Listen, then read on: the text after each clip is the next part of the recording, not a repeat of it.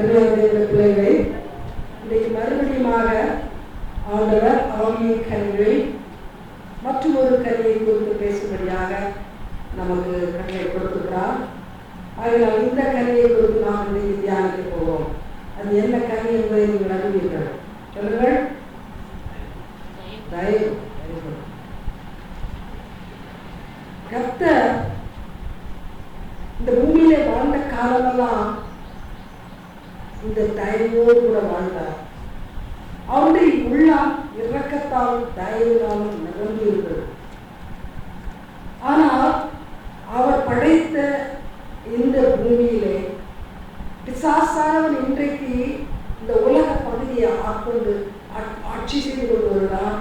எல்லா மக்களுடைய உள்ளத்தையும் ஆட்கொள்ளுகிறான். ஆகினால் இயேசுவை பின்பற்றுகிறோம் என்று சொல்கிற மக்கள் உள்ளத்தில் கூட இந்த தயவு என்பது அதிகமாக காணப்படவில்லை. இயேசு என்று சொல்கிறோம், அவர் எப்படி வாழ்ந்தார் இதை குறித்து நாம் யோசிப்பதில்லை. அநேக நேரத்திலே நம்முடைய வாழ்க்கை சுயம் நடந்ததாக இருக்கிறது. இந்த தயவு என்பதற்கு ஆங்கிலத்திலே ஒரு டிரான்ஸ்லேஷன் கைண்ட்னஸ் நாம் சொல்கிறோம். பொதுவாக தாட்ஃபுல்னஸ். அதை சரியாக விளக்க சொல்ல வேண்டுமானால் மற்றவர்களுடைய இடத்தில் நம்மை வைத்து அவர்கள் உணர்வை நமது உணர்வாய் மாற்றிக்கொள்வது. இதை எம்பத்தி என்று சொல்வார். சிம்பத்தி என்றால் மற்றவர்கள் மேல் இரக்கம் பாராட்டுவது. எம்பத்தி என்றால் மற்றவருடைய இடத்தில் நம்மை வைத்து பார்ப்போம். நான் அந்த இடத்தில் இருந்தேனால் எனக்கு எப்படி இருக்கும், அதுதான் தாட்ஃபுல்னஸ். இந்த விதமான ஒரு உணர்வு வரும் பொழுது அவர்களுடைய வேதனை நமது வேதனையாக மாறும். தேவ பிள்ளைகளே, ஒரு கிறிஸ்தவன் என்ன செய்ய வேண்டும்? மற்றவர்களிடத்தில் தன்னை வைக்க வேண்டும். மற்றவர்களுடைய உணர்வை தன் வேதனையை தனதாக்கிக் கொள்ள வேண்டும். மற்றவருடைய கண்ணீரை தனதாக்கிக் கொள்ள வேண்டும். அதைத்தான் ஆண்டவர் எதிர்பார்க்கிறார். லாசரு வீட்டுக்குள் நுழைந்தார். அவர் தேவாதி தேவன் குறிப்பிட்ட காலம் வரையில் மனிதராக வாழ்ந்தார். ஆனால் அந்த இரண்டு சகோதரிகளும் அழுது போது இயேசுவும் கண்ணீர் விட்டார் என்று வேதம் சொல்கிறது. This is empathy. அவருடைய இடத்தில் தன்னை வைத்து பார்த்தார். நான் ஒரு சகோதரனாக இருந்து என்னுடைய இரண்டு சகோதரிகள் திக்கிற்றவர்களாக போய்விடுவார்களானால், நான் மரித்து விடுவேனால் அந்த சகோதரிகள் தனித்து விடப்படுவார்களே, அது அவர்களுக்கு எவ்வளவு வேதனையை கொடுக்கும் என்று யோசித்து பார்த்தார். ஒருவேளை நானும் ஒரு சகோதரிகளில் ஒருத்தியாக இருந்திருப்பேனால் எனக்கு எவ்வளவு வேதனை இருக்கும்.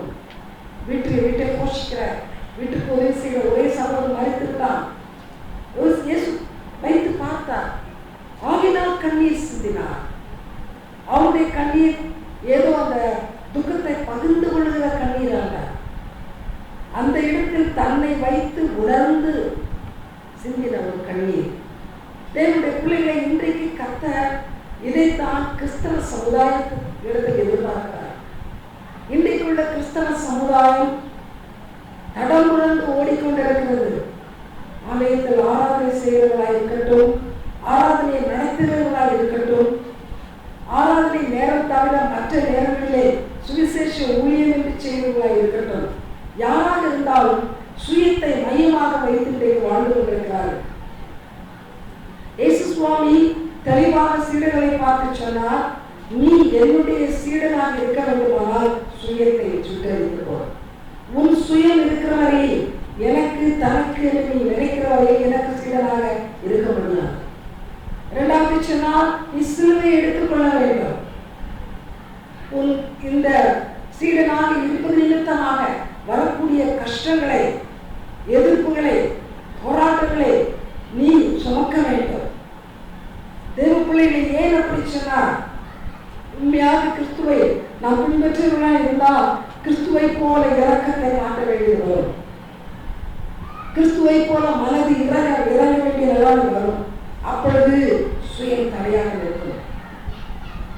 அந்த வேளையிலே இவருக்கு உதவி செய்தால் நான் இழக்க வேண்டியது இருக்கும், இந்த மனிதனுக்கு உதவி செய்தால் என்னுடைய நேரம் வீணாகிவிடும், இப்படியாக சுயம் குறுக்கே வரும். ஆகையால் தான் ஆண்டவர் சொன்னார், சுயத்தை விடு, உன்னைத்தானே நீ வெறுக்க வேண்டும், உன்னை ஒரு பொருட்டாக நீ மதிக்க கூடாது. தேவ பிள்ளைகளை அப்படி போதித்து சென்ற, அப்படிப்பட்ட முன் உதாரணத்தை விட்டு சென்ற இயேசுவை தான் நாம் பின்பற்றி கொண்டிருக்கிறோம். கிறிஸ்தவ மதம் அல்ல, கிறிஸ்தவ மதம் அல்ல. Christianity is not a religion, it's a way of life. இது ஒரு வாழ்க்கை முறை. என்ன வாழ்க்கை முறை? ஒரு அப்பழுக்கற்ற வாழ்ந்து, ஒரு தவறு செய்யாத மனுவாக மாறின தேவனை பின்பற்றி வாழ்ந்த வாழ்க்கை, மனிதனாக மும்பைக்கு வந்த கத்தாவை பின்பற்றுகிற ஒரு வாழ்க்கை, அதுதான் கிறிஸ்தவ வாழ்க்கை, அதுதான் கிறிஸ்தவம். ஆகையால் தேவ பிள்ளைகளே, ஆவியின் கனி என்று சொல்லும் பொழுது ஆவியானவர் யார்? கிறிஸ்துவின் ஆவியானவர். He is the spirit of Jesus Christ. அப்படியான ஆவியின் கனி என்ன? ஆண்டவராகிய இயேசு கிறிஸ்து வாழ்ந்த வாழ்க்கையை இந்த பரிசுத்த ஆவியானவர் நமக்குள் வைக்கிறார், நமக்குள் வைக்கிறார். அது நம்ம செயல்களிலே வெளிப்படும் பொழுது அது ஆவியின் கனியாக வெளிப்படுகிறது. ஆகினால் இன்றைக்கு நாம் தியானிக்க போகிற இந்த கனியானது அந்த 9 கனிகளிலே மையத்தில் இருக்கிறது. உண்மைதான் இருக்கிறதா? இந்த பக்கம் 4 கனி, அந்த பக்கம் 4 கனி. இது எங்கே இருக்குது? மையமா இருக்கிறது. Christ's life was centered around compassion, love, kindness, confidence, understanding. இயேசுவின் வாழ்க்கையே இப்படித்தான் இருந்தது. பூரணமாக மற்றவர்களை மையமாக வைத்து அவர் வாழ்ந்து கொண்டிருந்தார். ஒரு இடத்தில் கூட தன்னை பற்றி யோசிக்கவில்லை. ஒரு பசியா இருக்கும்போது அவருக்கு போலினோடு சொன்னார். ஆனால் நான் பசியா இருக்கிறேன், நான் தாகமா இருக்கிறேன், நான் வேலைப்படுத்திருக்கிறேன், எனக்கு ஏதாவது சேவை செய்யுங்கள் சொல்லவில்லை. ஊழியம் கொள்ள வரவில்லை, ஊழியம் செய்ய வந்தார். அந்த இயேசுவை பின்பற்றுகிற நீங்களும் நாம் இந்த ஆவியின் கனிகளை ஏராளமாக பிறப்பிக்க வேண்டும். நம்முடைய வாழ்க்கை கனி நிறைந்த வாழ்க்கையாக இருக்க வேண்டும். சுற்றிலும் இருக்கிற மக்கள், கஷ்டப்படுகிற மக்கள் இந்த கனிகளை பறித்து உண்டு மகிழ வேண்டும். தமிழில் ஒரு பழமொழி உண்டு, கனி நிறைந்த மரத்தை தான் கல்லெறிவார்கள், சாதாரண மரத்துக்கு கல்லெறி விழாது. கனி நிறைந்த மரத்தில் கனியை பறிப்பதற்காக கல்லெறிவார்கள்.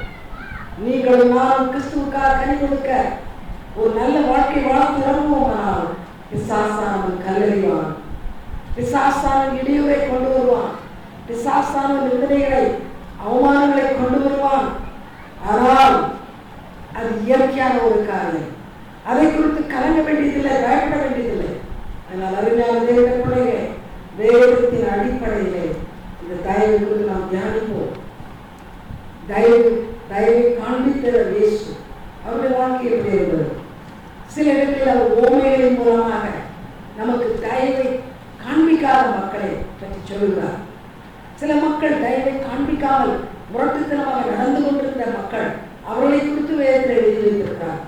இதெல்லாம் நாம் பார்க்கும் பொழுது ஆண்டவர் எந்த தயவை நம்மிடத்தில் எதிர்பார்க்கிறார் என்பதை தெளிவாக புரிந்து கொள்ளலாம். என்னோடு கூட லூக்கா சுவிசேஷம் 2வது அதிகாரம் 52வது வசனத்தை திருப்பிக் கொள்ளுங்கள். லூக்கா 2வது அதிகாரம் வசனம் 52. Luke chapter 2 verse 52. இயேசுவானவர் ஞானத்திலும் வளர்ச்சியிலும் தேவ கிருபையிலும் மனுஷர் தயவிலும் அதிகமாய் விருத்தி அடைந்தார். இயேசு மனுஷர் தயவில் விருத்தி அடைந்தார். நான் சொன்னதை விட இது கொஞ்சம் வித்தியாசமாக இருக்குது அல்லவா? ஆண்டவருக்கு என்ன தேவையா இருந்தது? மனிதனுடைய தயவு தேவையா இருந்தது. அநேக நேரங்களிலே இயேசு சுவாமிக்கு மனிதனாக இருந்தபடியால் மற்ற மனிதனுடைய தயவு தேவையாக இருந்தது. ஏன் இந்த வசனம் வேதத்தில் சொல்லப்பட்டிருக்கிறது? கவனி, மனிதரோடு மனிதரில் ஒருவனாக பிறந்த தேவனுக்கே மனித தயவு தேவையாக இருந்தது. Man is a social being. மனிதனை குறித்து சொல்வது சமூக பிராணி என்று சொல்வார். ஒரு மனிதனும் தனித்து வாழ முடியாது. கவனியுங்கள், ஒரு மிருகம் தனித்து வாழலாம். நம்முடைய வீட்டிலே சங்கிலியில ஒரு நாயை கட்டி போட்டால் அது தனியாக இருக்கும். எனக்கு ஒரு இன்னொரு நாயை கொண்டு வந்தால் தான் நான் இருப்பேன் என்று ஏதாவது சொல்ல முடியாது, சொல்லவும் செய்யாது. ஆனால் அப்படி ஒரு மனிதனால் தனியாக இருக்க முடியாது. புரியுதா? ஜெயிலில் அடைத்து போடுகிறார்கள், அங்கே வேலைக்கு சாப்பாடு கொடுக்கிறார்கள். ஆனால் ஒரு தனி அறையில் அடைத்து போட்டு பல ஆண்டுகள் இருக்க சொல்லும் பொழுது மனிதன் ரெஸ்ட்லெஸ் ஆகிவிடுகிறான். மனிதன் பேச விரும்புகிறான், மற்றவர்கள் பேசுவதை கேட்க விரும்புகிறான், மற்றவர்களோடு பழக விரும்புகிறான். He can't be alone. இந்த மனிதனுடைய உருவத்தில் தான் இயேசு வந்தார். ஆகினால் இயேசுவுக்கும் மனிதனுடைய தயவு தேவையாக இருந்தது. அவரோடு விட பல பெண்கள் இருந்தார்கள், சேவை செய்தார்கள் என்று லூக்கா சுவிசேஷம் சொல்கிறது. அவர்கள் தங்கள் வீட்டிலே சமைத்துக் கொண்டு வந்து கொடுத்திருப்பார்கள், அல்லது இயேசுவுக்கு அவர் எங்கே தங்கினாரோ அங்கேயே பொருட்களை வாங்கி வந்து சமைத்துக் கொடுத்திருக்கலாம். இந்த இயேசுவுக்கு ஒரு மனிதனாக என்ன உதவி தேவையோ அதை அவர் செய்திருக்கலாம். ஒரு விஷயம் இயேசுக்காக ஆகாரம் வாங்க பக்கத்து பட்டணத்துக்கு சீஷர்கள் போயிருந்தார்கள் என்று படிக்கிறோம். இயேசு குழந்தையாகும் பொழுது அவரை வளர்ப்பதற்கு ஒரு தாய் தேவையாக இருந்தது. அந்த தாய்க்கு ஆதரவாக ஒரு தகப்பன் தேவையாக இருந்தது. இவர்களுடைய தயவு அவருக்கு தேவை. மனிதனாக மனிதனுடைய லிமிட்டேஷன்ஸோடு வாழ்ந்தார்கள். சூப்பர் நேச்சுரலாக வாழவில்லை. எனக்கு ஆகாரம் வேண்டும், பரலோகத்தில் ஆகாரம் வரட்டும் என்று சொல்லவில்லை. மனிதனுடைய தயவை நாடி வாழ்ந்தார். ஆகினால் தான் வேதம் சொல்வது மனித தயவில் விருத்தி அடைந்தார். அப்படியானால் இதன் மூலமாக நாம் உணர வேண்டியது என்ன? மனிதனாக மனிதனுடைய பலத்தோடு மாத்திரம் பிறந்த உங்களுக்கும் எனக்கும் மற்றவருடைய தயவு எவ்வளவு அதிகம் தேவை. மற்றவருடைய தயவு இல்லாவிட்டால் நாம் வாழ முடியாது. நம்முடைய தயவு இல்லாவிட்டால் மற்றவர்கள் வாழ முடியாது. It's a two-way thing. We have to understand. Show kindness, receive kindness. Be thoughtful and do your activities in thoughtfulness so that you can receive the activities of or actions of thoughtfulness from others. இந்த பிள்ளைகளை மிக முக்கியமான ஒரு காரியம் வேதம் சொல்கிறது. தொடர்ந்து வாருங்கள். எபேசியர் நிறுவனம் 1வது அதிகாரம் 6வது வசனம். எபேசியர் 1:6. First letter to the Ephesians chapter 1 verse 6. தம்முடைய தயவுள்ள சித்தத்தின்படியே நம்மை இயேசு கிறிஸ்து மூலமாய் தமக்கு சுவிகார புத்திரராகும்படி முன்குறித்திருக்கிறார். இங்கே தயவுள்ள சித்தம். கவனிகள், இது பிதாவுடைய தயவு. பிதாவானவர் குமாரனை போல படைக்கப்பட்ட பூமியில் உள்ள மக்களை இந்த பூமியிலே வாழ்ந்து இதோடு கூட வாழ்க்கையை முடித்துவிடு என்று சொல்லி வைக்கவில்லை. அவருக்கு ஒரு சித்தம் இருந்தது. அந்த சித்தம் என்ன சித்தம்? தயவுள்ள சித்தம். அது என்ன? இந்த பூமிக்குரிய வாழ்க்கையை முடித்த பிற்பாடு என்னுடைய குமாரனாகி இயேசு என்னோடு வந்து விடுவார். பாவம் இல்லாத, வேதனை இல்லாத, வியாதி இல்லாத பூர்ணமான ஒரு வாழ்க்கைக்கு அவர் வருவார். அவர் மூலமாக படைக்கப்பட்ட மனிதன் அந்த இடத்துக்கு வர வேண்டும். தன் குமாரனாகி இயேசு இருக்கிற இடத்துக்கு வர வேண்டும். அனைத்து மனிதனும் அழிந்து நரகத்துக்கு போகக்கூடாது. அதுதான் அவருடைய தயவுள்ள சித்தம். அந்த சித்தம் என்ன சொல்லிச்சு? பூமியில் இருக்கிற மனிதனை, இயேசுவை ஏற்றுக்கொண்ட மனிதனை சுவிகார புத்திரராய் எடுத்துக்கொள்வேன்.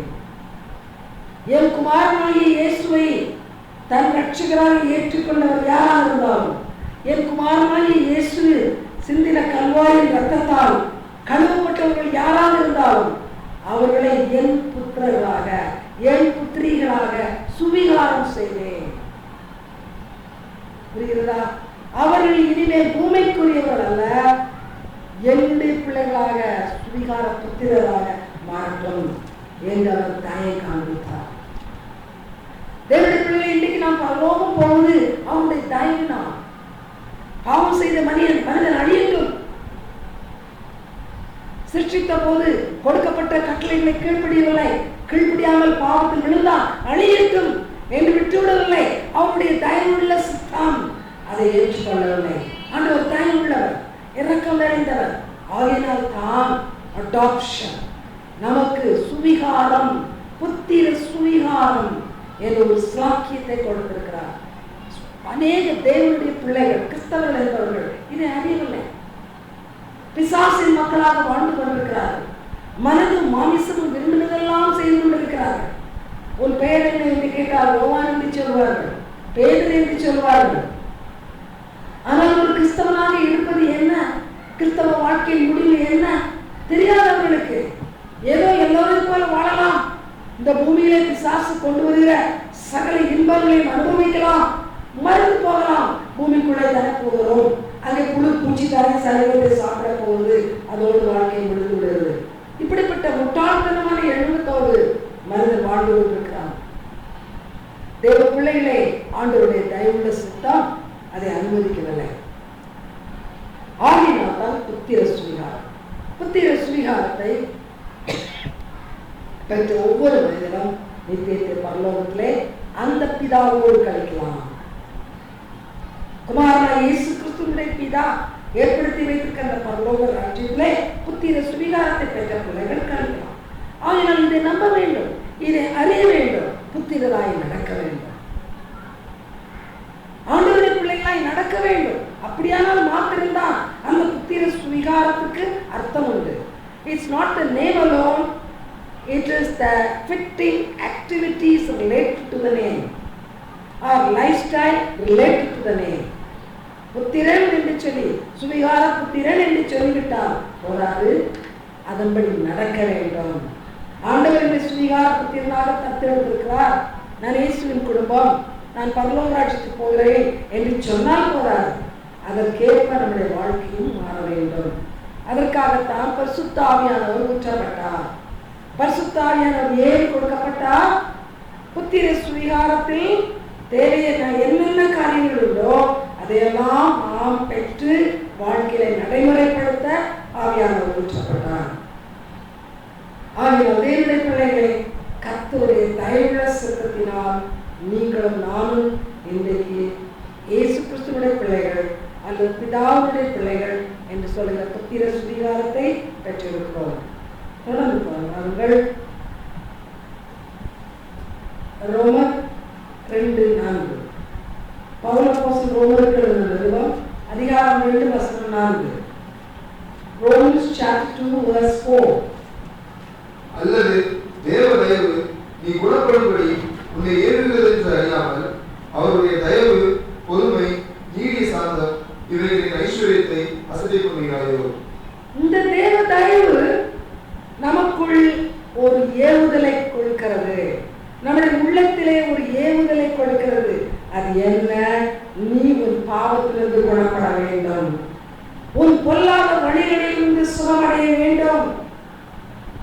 இதுவரையில் தாறுமாறாக வாழ்ந்தாய், உன் சிந்தனைகளை பிசாசுக்கு ஒப்பு கொடுத்து எதையோ சிந்தித்தாய், சிந்தனைகளை செயல்படுத்தினாய். அதன் மூலமாக உனக்கும் நஷ்டம், மற்றவர்களுக்கும் நஷ்டம். கவனியங்கள், பாவம் செய்கிற எவனும் தனக்கு மாத்திரம் நஷ்டத்தை உண்டு பண்ணுவதில்லை, மற்றவர்களுக்கும் நஷ்டத்தை உண்டு பண்ணுகிறான்.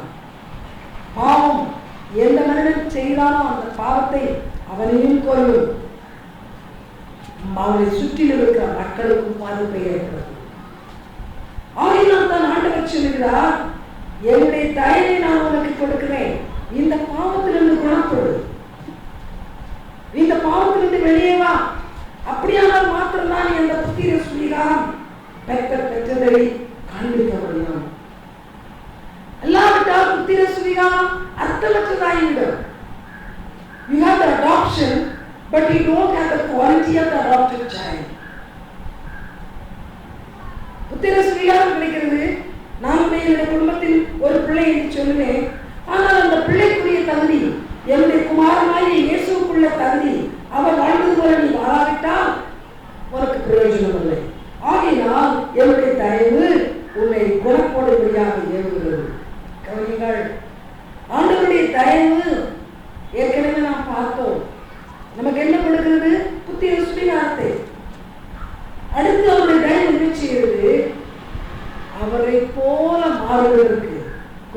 கர்த்தராகிய இயேசுவை போல மாறுவதற்கு நம்மை ஏறிக்கொண்டே இருக்கும். தேவனுடைய தயவு, மனிதனுடைய தயவை பற்றி பேசவில்லை. இந்த தேவ தயவு இருக்கிறதுனால்தான் நம்மோடு கூட பரிசுத்த ஆவியானவர் வேதத்தின் மூலமாக பேசிக்கொண்டே இருக்கிறார். நீ போய் சொன்னாய் அல்லவா, இனிமேல் சொன்னாலே. நீ கோபப்பட்டு பல வார்த்தைகளை பேசினாய் அல்லவா, இனிமேல் பேசாதே. குணப்படு, ஒரு உள்ளத்திலே குணப்படு. ஒரு முரட்டு சுபாவத்தின் அந்த தன்மையிலிருந்து வெளியே வா. அது ஒரு நோயை போல உன்னை உருக்கிவிடும். அது ஒரு கேன்சரை போல. It's cancerous. ஒரு துர்க்குணம் இன்னொரு துர்க்குணத்தை உருவாக்கி சரீரம் முழுவதையும் அந்த கெட்ட குணத்தினால் நிரப்பிவிடும். ஆகினால் குணப்படு, குணப்படு. கீர்த்தனையில் ஒரு பாடல் உண்டு, குணப்படு பாவி. அழகான ஒரு பாடல், குணப்படு. ஒரு பாவத்திலிருந்து உனக்கு சுகம் கிடைக்கட்டும். கர்த்தரை கொடுக்கிறதுக்கு தயவுள்ளவராக இருக்கிறார். அருமையான தேவனுடைய பிள்ளைகளை, ஆகினால்தான் கர்த்தருடைய குரல் கேட்கும் பொழுது அசட்டை செய்யக்கூடாது. ஆண்டவர் நம்மோடு கூட சத்தமாக பேசுவார், அமைதியாக உள்ளத்தில் பேசுவார், வேதத்தின் மூலமாக கூட பேசுவார். அப்படியெல்லாம் பேசும் பொழுது அவர் என்ன சொல்கிறார் என்பதை உன்னிப்பாக கவனித்து வாழ்க்கையில அதை நடைமுறைப்படுத்த வேண்டும். தேவ தயவு குணப்படும்படி ஏவுகிறது. இது எல்லாம் யாருக்கு கிடைக்கும், எப்படிப்பட்டவர்களுக்கு கிடைக்கும்? ஒரே வார்த்தையில் சொல்லியிருக்கிறான் சங்கீதக்காரன் 18வது சங்கீதத்தில் 25வது வசனத்தில். சங்கீதம் 18:25. Psalm 18:25. தயவுள்ளவனுக்கு நீர் தயவுள்ளவராகவும், தயவுள்ளவனுக்கு நீர் தயவுள்ளவர். ஒரே வார்த்தையில் சொல்லி முடித்து விட்டார். இன்றைக்கு நமக்கு தயவு வேண்டுமானால் நாம் மற்றவர்களுக்கு தயவு காண்பிக்க வேண்டும். It's a conditional blessing. அநேகர் ஐயா இறங்கும், இயேசுவே இறங்கும், நான் வேதனையில் இருக்கிறேன் என்று கதறுகிறோம். ஆண்டவர் சொல்லுவார், உன்னை நோக்கி ஒருவன் கதறி வந்தான் அல்லவா, உன்னை நோக்கி ஒருத்தன் உதவி செய்ய என்று கேட்டான் அல்லவா, நீ அவனுக்கு தயவு செய்தாயா? நீ அவனுக்கு இரக்கம் பாராட்டினாயா? இல்லை. சகோதரா, தூங்காதே. பின்னால don't sleep. This message is very much for you. இந்த செய்தி நம்ம எல்லாருக்கும் கடந்த ஒரு செய்தி. ஒருவரும் தூங்காதவர்கள் தயவு பாராட்டும், ஆண்டவரே இரக்கம் பாராட்டும் என்று கதறும் பொழுது உள்ளத்தில் ஒரு கேள்வி கேட்பார். தயவுக்காக கதறுகிறாயே, இன்னொருவன் தயவுக்காக கேட்டபோது தயவு பாராட்டினாயா? இரக்கம் பாராட்டினாயா? கண்ணை மூடிக்கொண்டு வந்து விட்டாய் அல்லவா? கேளாதவன் போல் வந்து விட்டாய் அல்லவா? இப்பொழுது என்னிடத்திலே தயவு எதிர்பார்க்கிறாயே, அது கிடைக்காது. ஆகையால் தான் சங்கீதம் எச்சரிக்கிறது, தேவன் தயவுள்ளவர், அவருடைய தயவுள்ள சித்தம் நமக்கு புத்திர சுகாரத்தை கொடுக்கிறது, குணப்படும்படி ஏறுகிறது. ஆனால் ஒரு கண்டிஷன், நீ மற்றவர்களுக்கு தயவு பாராட்ட வேண்டும், மற்றவர்களுக்கு தயவுள்ளவனாக இருக்க வேண்டும். சில நேரத்திலே ஒரு இடத்துக்கு நாம் போகிறோம் என்று வையுங்கள், ஒரு தட்டிலே சில கொஞ்சம் ஆகாரத்தை வைப்பார்கள், அது ஸ்நாக்ஸாக இருக்கலாம். ஒரு தட்டிலே வைத்து விடுவார்கள். 4 பேர் போயிருக்கிறோம், எல்லோரும் எடுத்து சாப்பிடுவார்கள், வைப்பார்கள். ஆனால் சில சுய பிராணிகள் என்ன செய்யும், அதிகமானதை எடுத்து தானே விழுங்க ஆரம்பித்து விடும். ஏன் கேட்டால் எனக்கு பசி, அப்படியானால் கூட இருக்கிற மற்றவர்களுக்கு பசி இல்லையா? புரியுதா? பொதுவாக வைக்கப்பட்ட ஒரு பொருள், அது எல்லோருக்கும். 4 பேர் இருந்தால் 4 பேர் பகிர்ந்து சாப்பிட வேண்டும். இதை நாம் மறந்து விடுவோம். மேக்சிமம் நான் எடுத்துக்கொள்ளட்டும், எனக்கு அதிகமானதை எடுத்துக்கொள்ளட்டும், அடுத்தவருக்கு இருக்குமா எண்ணம் கிடையாது. No thoughtfulness. நான் என் விருப்பப்படி சாப்பிட்டு விட்டால் எத்தனை அதிகமாக சாப்பிடுகிறேனோ அத்தனை அதிகமாக மற்றவர்களுக்கு நஷ்டம். அதை உணர்வதில்லை. இன்னைக்கு தண்ணீர் கஷ்டம், குழாயிலே போய் பப்ளிக் டேப்ல தண்ணீர் பிடிக்கிறார்கள். ஏன் கூச்சல் குழப்பம் என்று சொல்லுங்கள். யாரால் பிடிக்க நிறைய தண்ணி பிடிக்க முடியுமோ அவர்கள் குடங்குடமாக பிடித்து ஒதுக்கி வைத்து விடுவார்கள். பின்னால் வருகிறவர்கள் பிடிப்பதற்குள்ளாக தண்ணீர் நின்றுவிடும்.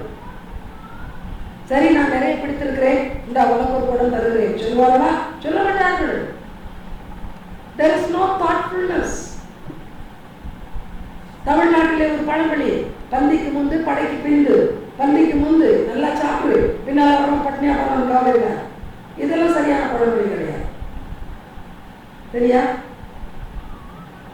கவனிகள், ஆண்டவர் சொல்கிறார், உனக்கு எவ்வளவு கிடைக்கிறதோ அது மற்றவனுக்கும் கிடைக்க வேண்டும். ஆகினால்தான் முதலில் வந்து அவனுக்கு என்ன கூலி கொடுத்தானோ எஜமா அதே கூலியை பின்னால் வந்தவனுக்கும் கொடுத்தான்.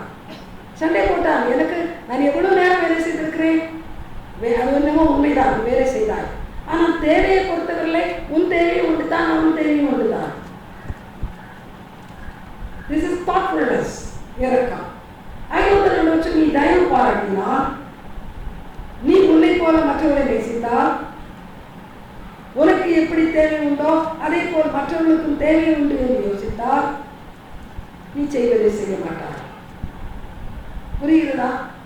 இதை உணராதபடினால்தான் இன்றைக்கு கொலைகள், கொள்ளைகள், திருட்டு வேலைகள் ஏராளமாக நடக்கிறது.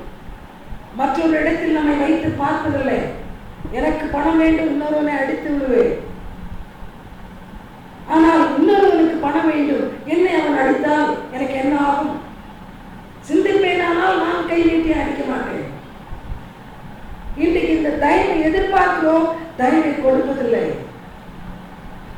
5 பைசா குறைத்து கடைக்காரன் சில்லறை மீதி கொடுத்தால் சண்டை போவோம். நான் இவ்வளவு காசு கொடுத்தேன், சில்லறை நீ கொஞ்சம் வைத்துக் கொண்டாயே.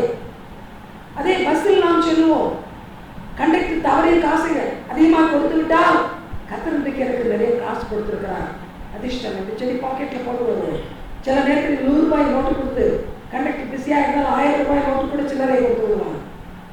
ஐயோ, கத்தர் எனக்கு எக்ஸ்ட்ரா பணம் கொடுத்துருக்கிறார், உள்ளே போட்டுக்கொண்டு வந்து யோசிக்கிறோமா? எவ்விடத்திலிருந்து போகும் பொழுது எவ்வளவு வேதனைப்படுகிறேன். அதே போல கண்டக்டர் இடத்திலிருந்து போகும் பொழுது அவன் கணக்கு பார்க்கும் பொழுது அவன் வேதனைப்படுவான். மற்றவர்களிடத்தில் நம்மை வைப்பதில்லை. அந்த ஆண்டவர் சொல்கிறார், உன்னை நீ மற்றவர்களிடத்தில் வைத்து எந்த தயவை என்னிடத்தில் எதிர்பார்க்கிறாயோ அந்த தயவை மற்றவர்களுக்கு கொடு. அப்படியானால் நான் உனக்கு எப்பொழுதும் தயவு பாராட்டுவேன். தேவ பிள்ளைகளே, அதுதான் கிறிஸ்தவம், அதுதான் கிறிஸ்தவ வாழ்க்கை. இன்றைக்கு கிறிஸ்தவராய் மாறி வருவதற்கு நிறைய பேர் ஆசைப்படுகிறார்கள். என்ன சொல்கிறார்கள்? ஓ, கிறிஸ்தவர்கள் ரொம்ப சேரிட்டி உள்ளவர்கள், நமக்கு பணம் கொடுப்பார்கள், நம்ம படிக்க வைப்பார்கள், நமக்கு எல்லா பொருளையும் வாங்கி தருவார்கள். கவனியுங்கள், இதெல்லாம் பெற்றுக்கொள்வோம் என்று வந்தால் நம்மை போல துர்பாகியசாலிகள் யாரும் இல்லை. பெற்றுக்கொண்டதை மற்றவர்களுக்கு நீ அதேபடி கொடுக்க வேண்டும். Receive and pass it on. Be a channel. கிறிஸ்தவம் என்ன? என்னிடத்தில் பெற்றுக்கொள், அது உன்னை விட்டு மற்றவர்களுக்கு கடந்து செல்லட்டும். Be a channel. புரிகிறதா? இதுதான் ஆண்டவர் சொல்லுகிறது. ஆனால் தவறான உபதேசங்கள் நிறைய நடக்கிறது. இயேசு பிள்ளையா மாறிவிட்டால் வீட்டிலே பணம் கொளிக்கும், செழிக்கும். இது பிசாசனுடைய கோயில். கிறிஸ்தவனாய் இயேசு பிள்ளையாய் மாறினால் உன்னுடைய உத்தரவாதங்கள் உனக்கு தெரியும், புரிந்து கொள்ளும். அதிக உத்தரவாதம் என்று சொல்ல மாட்டேன், உத்தரவாதத்தை நீ புரிந்து கொள்வாய். அப்படியானால் உன் வாழ்க்கை முறை வித்தியாசமாக இருக்கும். You are all together a different person. ஆகினால் தான் பழைய எல்லாம் மறைந்து விட்டது. இதற்கு முன்பு சுயநலவாதியாய் இருந்தாய், உன்னையே நினைத்துக் கொண்டிருந்தாய். ஆனால் இப்பொழுது இயேசுவை ஏற்றுக்கொண்டு புதிய மனுஷனாய் மாறினபடியால் உன் சிந்தனை இயேசுவின் சிந்தனையாய் மாறிற்று. அதனால்தான் பவுல் அப்போஸ்தலன் சொல்கிறார், கிறிஸ்து இயேசுவில் இருந்த சிந்தையே உங்களிடம் இருக்கட்டும். So you begin to be considerate, you begin to be compassionate. மற்றவர்களை விசாரிக்க ஆரம்பிக்கிறாய், யோசிக்க ஆரம்பிக்கிறாய், கவனிக்க ஆரம்பிக்கிறாய். தொடர்ந்து வரும். இனி சில பேர் இப்படிப்பட்ட இரக்கத்தை காண்பித்தார்கள், அவர்களை குறித்து பார்ப்போம். அதற்கு பிற்பாடு இந்த இரக்கத்தை காட்டாதவர்கள், அவர்களை குறித்து பார்ப்போம். இதெல்லாம் பைபிளில் போட்டிருக்கிறது. இயேசு சுவாமி கதைகளை போல, பேரபிள், ஓமை என்று சொன்னால் ஒரு கதைதான். ஆனால் அந்த கதையின் மூலமாக ஒரு பெரிய சத்தியத்தை நமக்கு சொல்லித் தருகிறார். நடந்த அநேக காரியங்கள் வேதத்தில் சொல்லப்பட்டிருக்கிறது. அந்த சம்பவங்கள் மூலமாகவும் எதை செய்ய வேண்டும் எதை செய்யக்கூடாது ஆண்டவர் நமக்கு சொல்லித் தருகிறார். அதனால் இங்கு நாம் பார்க்க போகிற இந்த வேதத்தின் அடிப்படையான காரியங்கள் மிக முக்கியமான காரியங்கள். அதை ஆழமாக கேட்டு கவனிக்கும். மார்க்கு சுவிசேஷம் அதிகாரம் 2 வசனங்கள் 3-4. Mark 2:3-4. Gospel according to St. Mark chapter 2 verse 3 and 4. அப்பொழுது 4 பேர் ஒரு திமிர்வாதக்காரனை சுமந்து கொண்டு அவரிடத்தில் வந்தார்கள். ஜன கூட்டத்தின் நிமித்தம் அவருக்கு சமீபமாய் செல்லக்கூடாமல் அவர் இருந்த வீட்டின் மேற்கூரையை பிரித்து திறப்பாக்கி திமிர்வாதக்காரன் கிடைக்கிற படுக்கையை இறக்கினார்கள். கவனிங்கள், இங்கே ஒரு மனிதன் கட்டிலே இருக்கிறான். Helpless man. எழுந்து நடக்க முடியாது, தனக்கானவற்றை தானாக செய்து கொள்ள முடியாது. காது கேட்டு இயேசு ஒருவர் இருக்கிறார், அவர் சுகமளிக்கிறார் என்று காது கேட்டிருக்கோம். ஆனால் நான் அவரிடத்தில் எப்படி போக முடியும்? அவனால் ஒன்று செய்ய முடியாது. இந்த 4 பேர் வருகிறார்கள். இவர்கள் நல்ல சரீரம் உள்ளவர்கள், பலம் உள்ளவர்கள். அவர்களால் தாங்களும் செல்ல வேண்டிய இடத்துக்கு செல்ல முடியும், இன்னொருவர் அனைத்தும் செல்ல முடியும். அப்படிப்பட்ட பலம் உள்ளவர்கள். இவர்களுக்குள் நல்ல ஒரு சிந்தை, நல்ல ஒரு எண்ணம், ஒரு நல்ல மனது உருக்கம் வந்து பார்த்தார்கள். அவர்கள் இயேசுவை பற்றி கேள்விப்பட்டிருக்கிறார்கள். எத்தனையோ பிணியாளிகளை இயேசு சுகப்படுத்துகிறார். நூற்றுக்கணக்கான மக்கள் இயேசுவிடத்தில் போகிறார்கள்.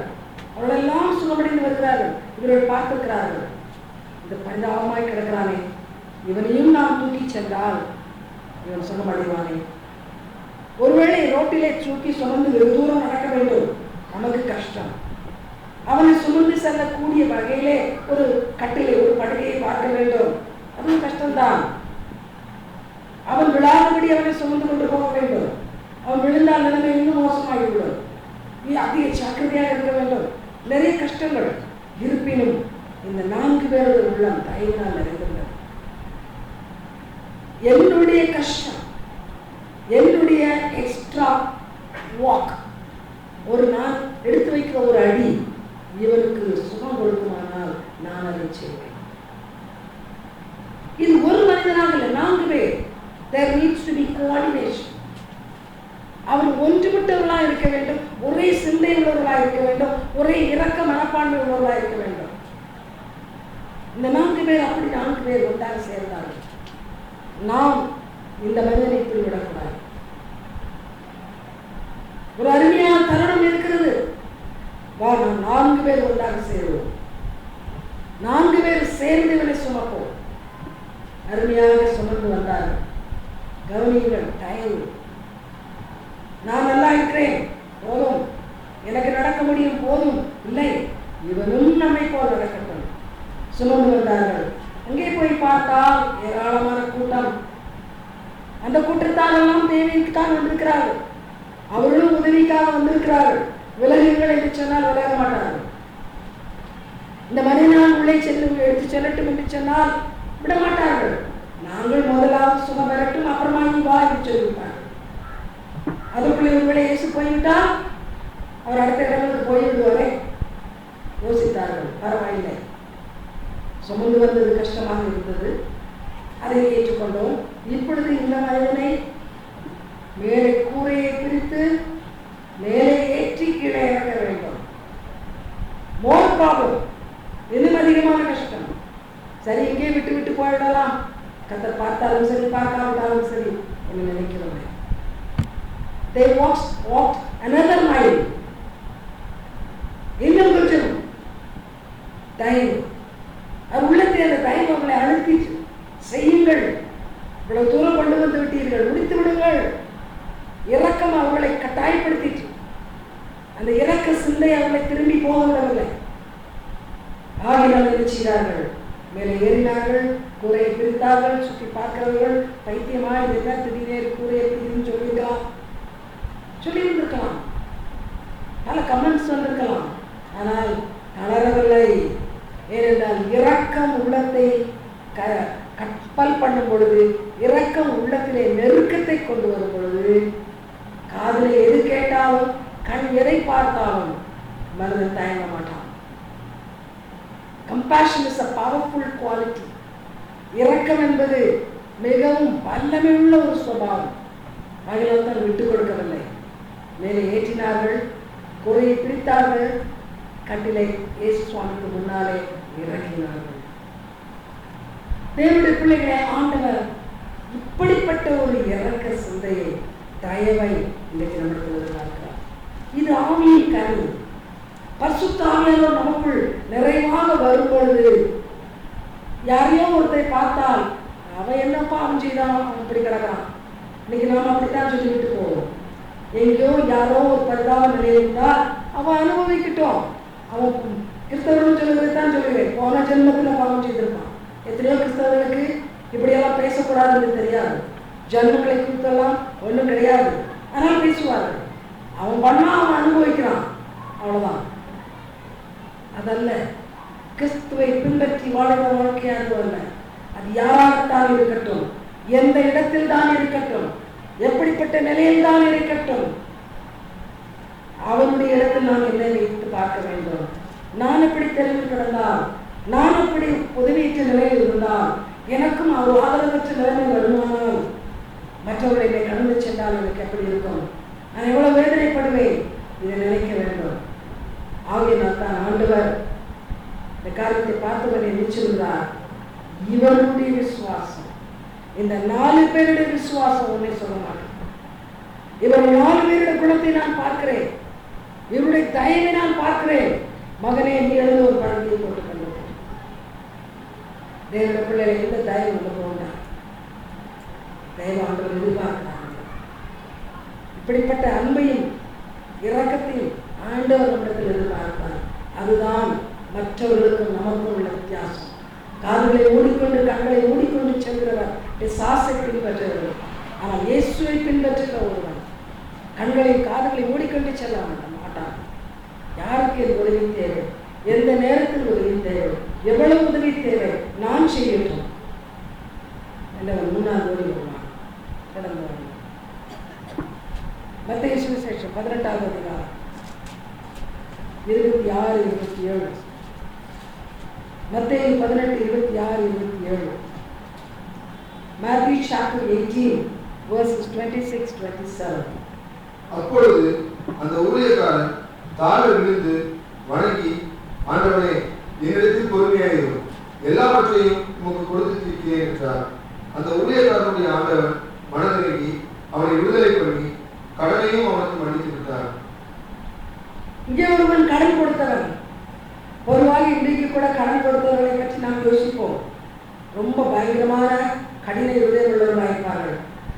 கடன் கொடுத்து கடனுக்கு வட்டி வாங்குபவர்கள் கடினமான இருதயம் உள்ளவர்கள் என்று நாம் யோசிப்போம்.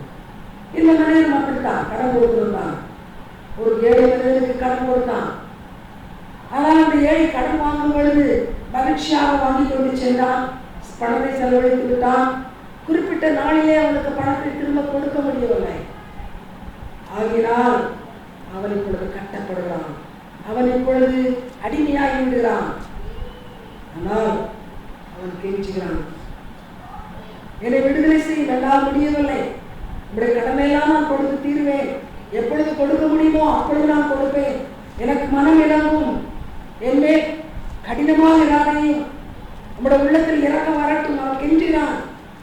அப்பொழுது இந்த எஜமான் அவனுடைய கட்டை அவிழ்த்து விடுகிறான், மனதில் இறங்குகிறான், அவன் கடனை மன்னித்து விடுகிறான். நீ பின்னால் கொடு, நான் தவணை தருவேன் என்று சொல்லவில்லை. இன்னும் கொஞ்சம் காலம் உனக்கு தருவேன், கடனை திருப்பி கொடுத்து விடு என்று சொல்லவில்லை. நீ கடனை திருப்பி கொடுக்கவே வேண்டாம், நான் அதை உன்னிடத்தில் எதிர்பார்க்கவில்லை. அப்படியானால் இந்த கடன் கொடுத்தவனிடத்தில் பொருளாதார வசதி இருக்குது. அந்த கடன் திருப்பி வராவிட்டாலும் அவனால் சமாளிக்க முடியும். அவனுக்கு இழப்பு ஒன்றுமில்லை. இன்றைக்கு எத்தனை நேரம் நாம் எவ்வளவு கடினமாக இருக்கிறோம். அநேக வேளைகளிலே கொடுத்தால் அதை திரும்ப பெறும் வரையிலே யாருக்கு கொடுத்தோமோ அவர்களை பலவிதமான துன்பத்துக்கு ஆளாக்குகிறோம். கஷ்டப்படுத்துகிறோம், கடினமாக நடத்துகிறோம், இரக்கமற்ற வார்த்தைகளை பேசுகிறோம். என்னுடைய பிள்ளைகளை ஆண்டவர் சொல்லுகிறார், மனது இறங்கு, கொடுத்து விட்டாய், திரும்ப தர முடியவில்லை, மன்னித்து விடு. அதை நீ மன்னித்து விட்டால் எந்த இரக்கத்தை நீ காண்பிக்கிறாயோ அந்த இரக்கம் என்னிடத்திலிருந்து உனக்கு கிடைக்கும். அதனால நீ ஆண்டவர் சொல்லுகிறார், நீ மற்றவர்களுக்கு மன்னிக்கவில்லை, நீ மற்றவர்களுக்கு இறங்கவில்லை, உனக்கும் இரக்கம் கிடையாது. இறங்கி மன்னித்தால் உனக்கு நான் இறங்கி உன்னை மன்னிப்பேன். என்னுடைய பிள்ளைகளே, கிறிஸ்தவத்திலே, கிறிஸ்தவ வாழ்க்கையிலே இப்படிப்பட்ட தயவு. அவன் ஏன் திருப்பி கொடுக்கவில்லை? அவன் வீட்டிலே பாரம் ஜாஸ்தி. அவன் ஏன் திருப்பி கொடுக்கவில்லை? அவனுடைய செலவினங்கள் அதிகம். அவனால் கொஞ்சம் பணத்தை மிச்சம் பிடிக்க முடியவில்லை, ஆகினால் தான் கொடுக்கவில்லை. அவன் வைத்திருந்து கொடுக்காமல் இருக்கவில்லை. அவனுடைய சூழ்நிலை அப்படி. அப்படியானால் நான் என்ன செய்ய வேண்டும்? அவனுடைய நிலைமைக்கு எல்லை வைக்க வேண்டாம். எனக்கும் அப்படி கொடுக்க முடியாத நிலை வந்தால் நான் என்ன செய்வேன்? தேவைக்கு கடன் வாங்கிவிட்டேன், உண்மைதான். ஆனால் கொடுக்க முடியாத நிலைமை எனக்கு வருமானால் இன்னொருவருக்கு நான் இரக்கத்தை எதிர்பார்ப்பேன், இன்னொருவருடைய தயவை நான் எதிர்பார்ப்பேன். அந்த தயவு இருந்தால் தான் என்னால் முன்னேறி செல்ல முடியும். அப்படி நான் என்னை அந்த இடத்தில் வைத்து பார்க்க வேண்டும். நம்முடைய கடமை என்ன? What will you do if you were in this position? What would you expect if you were placed in this place? கர்த்தர் நம்மை அந்த இடத்தில் வைத்து விட்டால் நாம் எப்படி இருக்கும்? தேவனுடைய பிள்ளைகளை தான் இன்றைக்கு ஆண்டவர் சொல்கிறார், மற்றவர்களுக்கு இணங்கு, மற்றவர்களுக்கு மன்னி. அப்படிப்பட்ட ஒரு சுபாவம் உனக்கு வேண்டுமானால் உனக்கு ஆவி வேண்டும். என்னுடைய ஆவியானவர் வந்தால் உன்னை தயவுள்ளவனாக மாற்றுவார், உன் உள்ளத்தை தயவாலும் இறக்கத்தினாலும் நிரப்புவார். இந்த ஆவியானவர் உனக்கு தேவை என்று சொல்கிறார். தொடர்ந்து வாருங்கள்.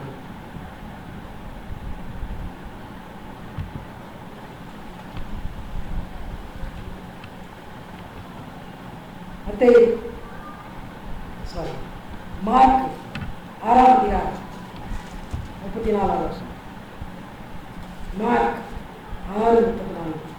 Gospel according to St. Mark chapter 6 verse 34. இயேசு கரையில் வந்து அநேக ஜனங்களை கண்டு அவர்கள் மேய்ப்பரில்லாத ஆடுகளை கூடியிருந்தபடியால் அவர்கள் மேல் மனதுருகி அநேக காரியங்களை அவர்களுக்கு உபதேசிக்க தொடங்கினார். இயேசு பார்த்தார் ஜனங்களை. ஒரு ஆட்டு மந்தைக்கு மேய்ப்பர் இல்லாவிட்டால் அந்த ஆட்டு மந்தை என்ன செய்யும்? கிராமங்களில் நாம் பார்க்கிறோம், மேய்ப்பர் கொஞ்சம் பின்னால் வந்து ஆட்டை முன்னால் விட்டு விட்டானால் அடுத்த வீட்டுக்கு வேலையை ஏறி குதிக்கும். அங்கே அதிகமாகவும் கல்லறிவார்கள். சில பேர் பிடித்து கட்டி போட்டு விடுவார்கள். அல்லது ஒருவேளை கடிக்கிற ஏதாவது மிருகத்தினுடைய வாயிலை அதை ஆகப்பட்டுக்கணும். ஏனென்றால் மேய்ப்பர் இல்லாவிட்டால் ஆட்டுக்கு திசை தெரியாது. ஆடு எங்கேயும் செல்லும், எந்த ஆபத்துக்குள்ளும் போய்விடும். ஆட்டை ஆபத்திலிருந்து காப்பதற்காக ஒரு மேய்ப்பன் அதற்கு பாதை காட்ட வேண்டும். ஆனால் இங்கே ஜனங்களை ஆண்டவர் பார்த்தார், மேய்ப்பன் இல்லாத ஆடுகள்.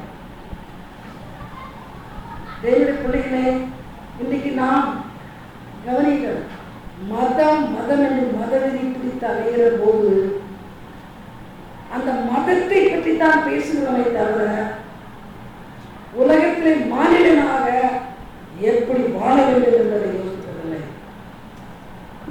ஒரு மனிதனாக மாறி மனிதனாக படைக்கப்பட்டு வாழும் பொழுது மனிதன் மேல் என்று சொல்வார். மனிதாபிமானம், மனிதனுக்குள்ள குணம், a man to be a man. அப்படி இருந்தால் மாத்திரம்தான் இன்னொரு மனிதனை அவனாலே உணர முடியும், புரிந்து கொள்ள முடியும். ஆனால் இன்னைக்கு இந்த மனிதாபிமானம் அல்ல மனிதனுக்குரிய சுபாவம் இல்லை. நாம் மதம் பிடித்தவர்களாக மதம் என்று பேசிக் கொள்கிறோம், அல்ல கொள்கை என்று பேசிக் கொண்டிருக்கிறோம். ஆனால் உண்மையான மனித சுபாவம் நம்மளுக்கு இல்லாமல் போய்விடுகிறது. அப்படி இருக்கிற கூட்டத்தை தான் ஆண்டவர் பார்க்கிறார். ஏன் யூதர்கள் என்று சொல்லிக் கொண்டு தெரிகிறீர்கள்? நாங்கள் ஆபிரகாமின் பிள்ளைகள் என்று சொல்லுகிறீர்கள். நாங்கள் யெகோவா தேவனை வணங்குகிறோம் என்று சொல்லுகிறீர்கள். அவர்களுக்கு உண்மை தெரியவில்லையே. ஒரு மனிதன் எப்படி வாழ வேண்டும் என்று அவனுக்கு தெரியவில்லை. மேய்ப்பில்லாத ஆடுகள். அவர்களை பார்த்து அவர்கள் இறங்கினார், இறக்கப்பட்டார், அவர்களுக்கு சரியான வழியை சொல்லிக் கொடுத்தார்.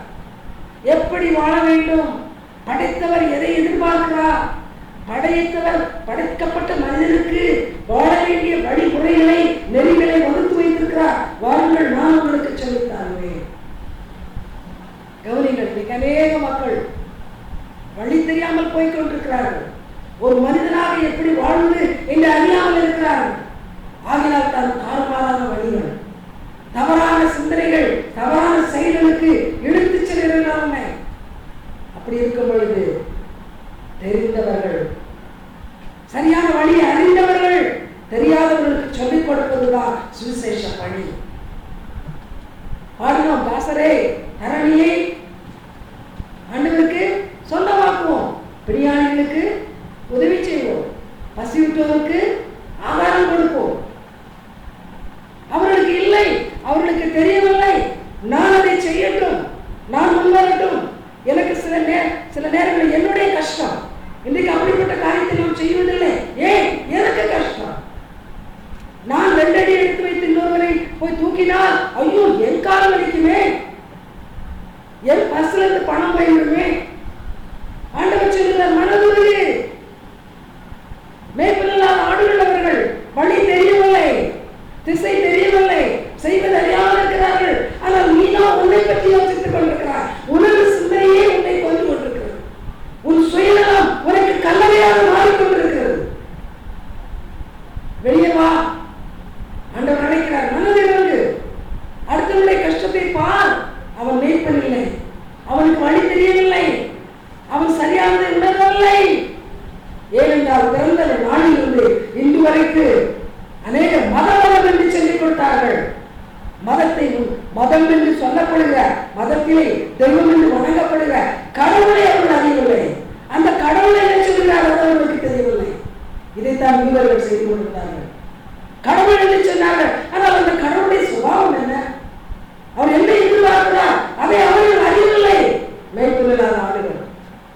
ஆகினால் தான் ஆண்டவர் இயேசு சொன்னார், ஓ எல்லோருக்கும் சுவிசேஷம் சொல்லு, அவருக்கு சரியான வழியை காண்பி, அவர்களை என்னுடைய சீஷராக மாற்று. மாறினால் மற்றவர்களை அவர்கள் வழிகாட்டி கொண்டு வருவார்கள். That is Christian work. புரியுது? அதே பிள்ளைகள், இந்த மனதிருக்கத்தை கர்த்தர் நம்மிடத்தில் எதிர்பார்க்கிறார். இந்த மனது உருக்கம் நம்மளுக்கு வேண்டும். அவர்களுக்கெல்லாம் வழி தெரியவில்லை, நான் வழிகாட்ட வேண்டும். அவர்கள் கேட்டதில்லை, அவர்கள் கேட்கும்படியாக நான் சொல்ல வேண்டும். அவர்கள் பார்க்கவில்லை, பார்க்கக்கூடிய இடத்துக்கு நான் அழைத்து வர வேண்டும். இது நம்முடைய எண்ணமாக இருக்க வேண்டும். சொல்லுவாங்க,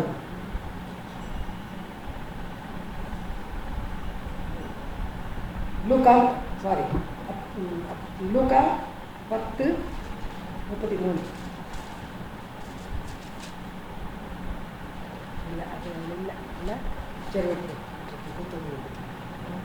சரிதான்.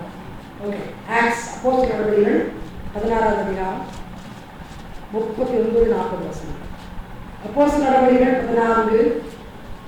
14:39-40. Acts of the Apostles, chapter 16, verses 39 and 40.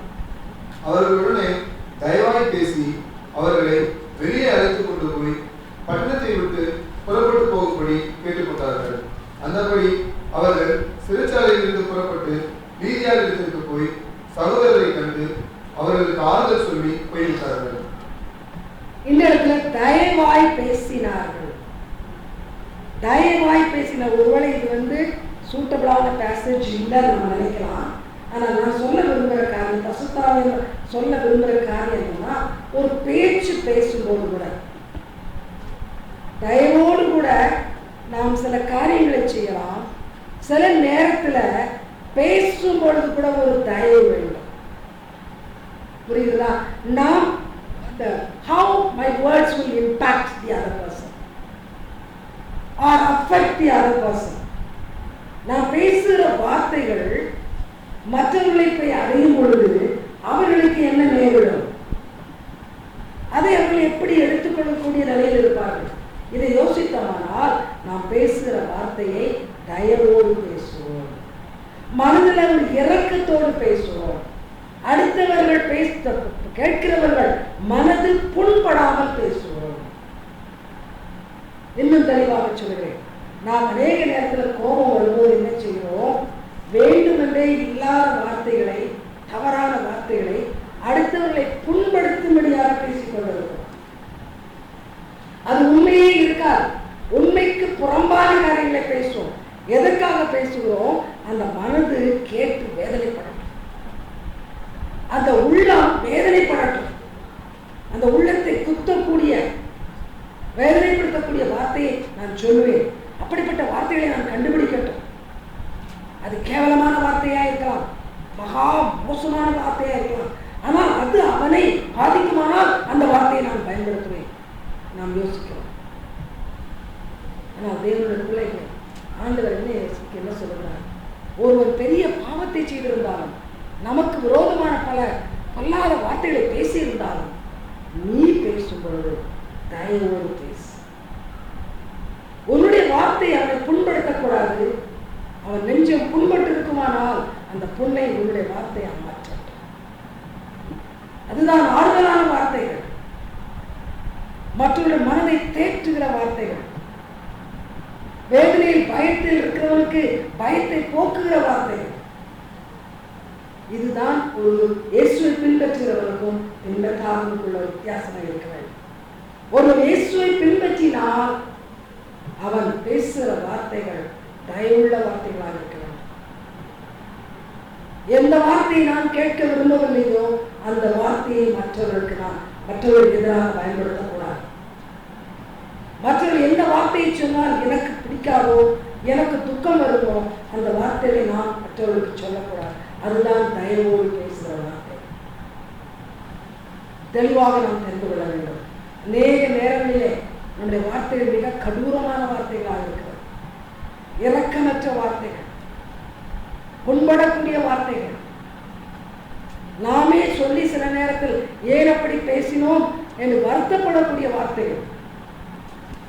இப்படிப்பட்ட வார்த்தைகள் நம்ம வாயிலிருந்து வரக்கூடாது. அதைத்தான் ஆண்டவர் இன்றைக்கு நம்மளுக்கு எதிர்பார்க்கிறார். தயவோடு பேச வேண்டும். எதை சொன்னாலும், எப்பேற்பட்ட ஆலோசனையை சொன்னாலும், எப்பேற்பட்ட மற்றும் பிடிக்காத காரியங்களை சொன்னாலும் தயவோடு பேசும்பொழுது மற்றவர்கள் ஏற்றுக்கொள்வார். இந்த இடத்தில் வெளியே போறார்கள், அந்த அப்போஸ்தலர்கள் வெளியே போகிறார்கள் ஜெயிலை விட்டு.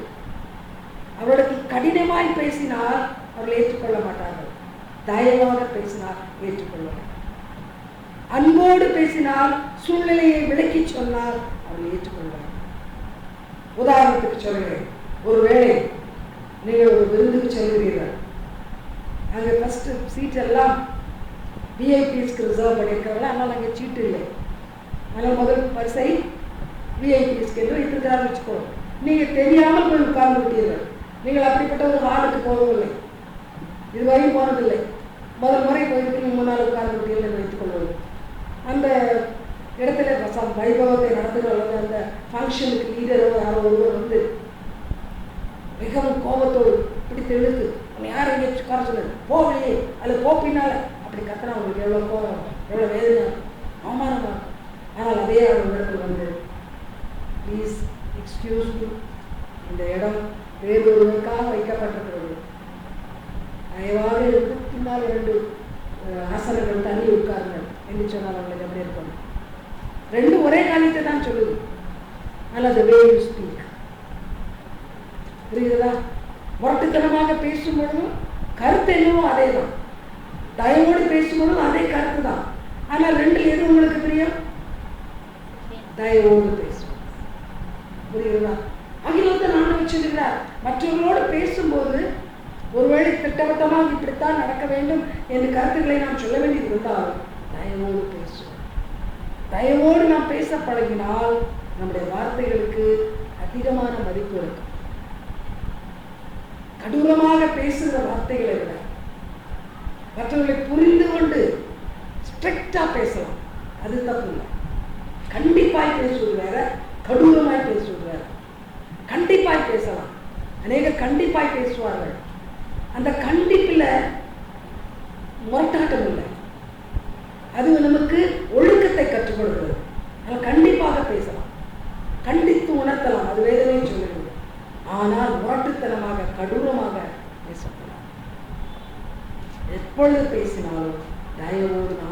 பேச வேண்டும். ஆண்டவர் ஆவியானவர் இன்றைக்கு நமக்கு சொல்லுகிறார், அப்படிப்பட்ட சுபாவம் வேண்டுமானால் ஆவியானவர் நமக்குள் இறங்கி வர வேண்டும். தொடர்ந்து ஆண்டவர் இதுவரை நமக்கு சில காரியங்களை அழகாக சொல்லிக் கொடுத்துவிட்டு இன்னும் தொடர்ந்து சில காரியங்களை சொல்ல போகிறார். இதை மிக கவனமாக நினைக்கிறேன். மத்தேயு சுவிசேஷம் 20:31. மத்தேயு 20:31. முந்தி சொன்ன வார்த்தைகளை விட இந்த வார்த்தைகளுக்கு கவனம் அதிகமாக செலுத்த வேண்டும். Matthew chapter 20:31. அவர்கள் பேசாதிருக்கும்படி ஜனங்கள் அவர்களை அதட்டினார்கள். அவர்களும், ஆண்டவரே, தாவீதின் குமாரனே, எங்களுக்கு இறங்கும் என்று அதிகமாய் கூப்பிட்டார்கள். கவனிங்க, இந்த இடத்துல இரக்கம் என்றால் என்ன என்று தெரியாத ஒரு கும்பல். இங்கே 2 மக்கள் காலமெல்லாம் கண் பார்வை இல்லை, கண் பார்வை இல்லாதனால் வேதனை, உதவியற்ற நிலைமை, ஒருவேளை பசி, கொடுமையான நிலைமை. ஆகையினால் இயேசுவை கூப்பிடுகிறார்கள். மனிதரை கூப்பிட்டு சலித்து விட்டார்கள். எதிர்பார்த்த உதவி கிடைக்கவில்லை. ஆனால் இப்பொழுது நல்ல தருணம். இயேசு வருகிறார். அவரை கூப்பிட்டால் அவர் மனதுருக்கம் உள்ளவர், அவர் இரக்கம் உள்ளவர், என்னுடைய நிலைமையை மாற்றி விடுவார். அவர் தினம் தினம் பிச்சை கொடுக்க வரமாட்டார். இன்று ஒரு நாள் அவர் ஒரு வார்த்தை போதும், பிச்சை கேட்கிற நிலைமை மாறிவிடும். ஆகினால் கூப்பிட்டார்கள். ஆனால் சுற்றிலும் இருந்த சில ஜனங்கள் அந்த மனிதனுடைய நிலைமைக்கு பரிதாபப்படவில்லை. அவனுக்கு உதவி செய்ய வேண்டும் என்ற உள்ளத்திலே ஒரு இரக்கம் இல்லை, தயவு இல்லை. மாறாக அவரை பேசாதே, don't shout, keep quiet, don't disturb, shut up. அதான் அதற்கு குரலை உயர்த்தி மற்றவர்களை கீழே கண்டுபடியாக பண்படுத்தும்படியாக பேசுகிறார். இந்த ஜனங்களை போல் நாம் இருக்கிறோம். அநேக நேரத்தில் உதவி செய்ய மாட்டோம். உதவி செய்ய வேண்டும் என்ற எண்ணமே நமக்கு இருக்காது. ஆனால் இன்னொருவர் உதவி செய்ய ஆயத்தமாக இருக்கிறார். இயேசு ஆயத்தமாக இருக்கிறார். தன்னிடத்தில் வருகிற ஒருவனையும் தடை செய்யாது. ஆண்டவர் சொல்லுகிறார், என்னிடத்தில் வர சின்னவங்களை நீங்க தடை செய்தீங்கன்னா ஏந்திரக்கல்ல கடத்துல கட்டி சமுத்திரத்தில் ஆழத்தில் போட வேண்டும். ஆண்டவர் எப்பொழுதும் ஆயத்தமாக இருக்கிறார். ஆனால் அவரிடத்தில் போகிறவர்களை அதட்டுகிறார். எத்தனை நேரம் நாம் அப்படி சொல்லுகிறோம்? ஆசீர்வாதத்தை பெற்றுக் கொள்வர்களை வேற விடாமல் தடுத்துக் கொண்டிருக்கிறோம். வேறு பிள்ளைகளை கிறிஸ்தவர்கள் சபைகளில் அவலமான ஒரு நிலைமை. அப்படி எங்கே பார்த்தாலும் நீங்கள் சொல்லுங்கள். அவர்களுக்கு போதகராக இருந்தாலும் அவர்கள் சொல்லுங்கள் தைரியமாக. சபைக்குள் வளர மாட்டார்கள், வெளியே உட்கார்ந்துருப்பார்கள். இயேசு அவரை ரட்சிக்க ஆயத்தமாக இருக்கிறார். இயேசு அவர்களுக்கு உதவி செய்ய ஆயத்தமாக இருக்கிறார். ஆனால் அவருடைய ஆலயத்துக்குள் வரவிட மாட்டார். அவர் வெளியே இருப்பார். ஏதோ ஒரு காசை போட்டு விட்டால் போதும். யோசித்து பாருங்கள், நம்மை அப்படி ஒரு நடக்கிறார், நமக்கு அப்படி இருக்கும். அவர்களுக்கும் இயேசு வேண்டும். அவர்களுக்கும் இயேசு கொடுக்கிற விடுதலை வேண்டும். என்ன அருமையான தேவனுடைய பிள்ளைகளை ஆண்டவர் சொல்கிறார், இந்த மக்களை போல இரக்கமற்றவர்களாக, உணர்வற்றவர்களாக, சிந்தையற்றவர்களாக மற்றவர்கள் பெறக்கூடிய ஆசீர்வாதத்தை தடுக்காமல் தேவையற்ற விதத்திலே மற்றவர்களை அதட்டுவதோ மிரட்டுவதோ செய்யாதிருங்கள். ஆவியானவர் நமக்குள் இருந்தால் அப்படி சொல்லலாம். ஒருவேளை சொல்லலாம், இயேசு பிஸியாக இருந்தால் பிரதர் கொஞ்சம் வெயிட் பண்ணுங்க சொல்லலாம். அல்ல பிரதர் கொஞ்சம் வெள்ள கூப்பிடுங்க, கத்தாதீங்க சொல்லலாம். ஆனால் ஆயமோடு பேசாத, கூப்பிடாத, உனக்கு உரிமை இல்லை. நமக்கு எவ்வளவு உரிமை ஆண்டவரிடத்தில் உண்டோ அத்தனை உரிமை எல்லாம் ஏழை எளியவர்களுக்கு உண்டு. சபைக்குள் வருகிற காரில் வருகிறவர்கள் உள்ளுக்குள்ளே ஃபர்ஸ்ட் சீட்டுக்கு போவார்கள். அவர்களுக்கு ஆலயத்துக்குள் வர எவ்வளவு உரிமை உண்டோ அதே உரிமை பணமில்லாத, அந்தஸ்தாக உடுத்த வஸ்திரமில்லாத அந்த ஏழைக்கும் உண்டு. ஆலயம் என்பது தேவ சமூகம், தேவனை ஆராதிக்கிறார். எவரும் உள்ளே வரலாம், எல்லோருக்கும் உள்ளே அனுமதி. அதை வெளியே நிறுத்துவதற்கு எந்த பாதிரிக்கும் அதிகாரம் கிடையாது, எந்த சபையினுடைய கட்டு அமைப்புக்கும் அதிகாரம் கிடையாது. கர்த்தரிடத்தில் வருகிற ஒருவரையும் நாம் தடை செய்யக்கூடாது. தொடங்குவாங்க. மத்தேயு 26 அதிகாரம் வசனம் 40. மத்தேயு 26:40. Gospel according to Matthew chapter 26 verse 40. பின்பு அவர் சீசர்களிடத்தில் வந்து அவர்கள் நித்திரை பண்ணுகிறதை கண்டு பேதுருவை நோக்கி, நீங்கள் 1 மணி நேரமாவது என்னோட கூட விழித்திருக்க கூடாதா? இயேசு சொல்லுகிறார், இயேசுனுடைய வேதனையின் உச்ச கட்ட நேரம். மனுக்குலத்துக்காக அவர் மரிக்க வேண்டும். அது பிதாவுடைய சித்தம். அதுவும் கொடூரமான சிலுவை மரணம்.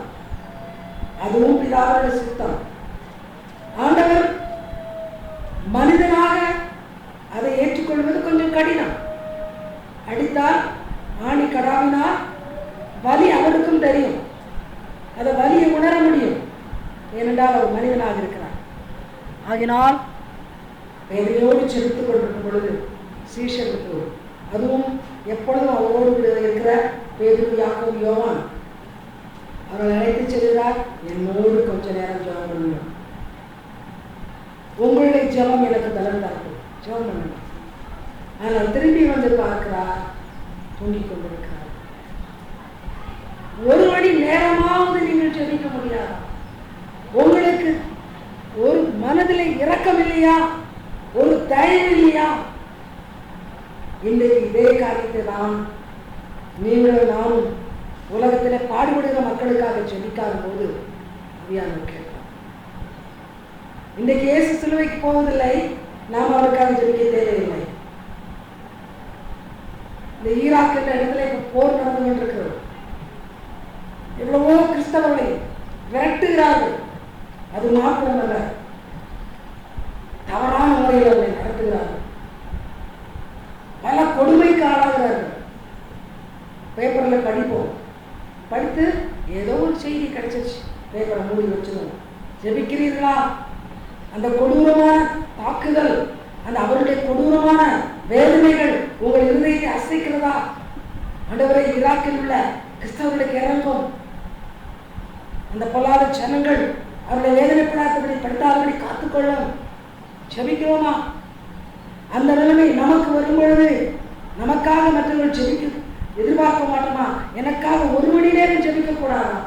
ஆண்டவர் கேட்கிறார், இந்த இந்திய தேசத்துக்காக நீ 1 மணி நேரம் ஜெபிக்க மாட்டாயா? உலகத்திற்கு பாடுபடுகிற மக்களுக்காக 1 மணி நேரம் ஜெபிக்க மாட்டாயா? தூங்குவதற்கு நேரத்தை எடுத்துக் கொள்ளுகிறார். வீணான வார்த்தைகளை உடனே கொட்டுவதற்கு நேரம் எடுக்கிறார்.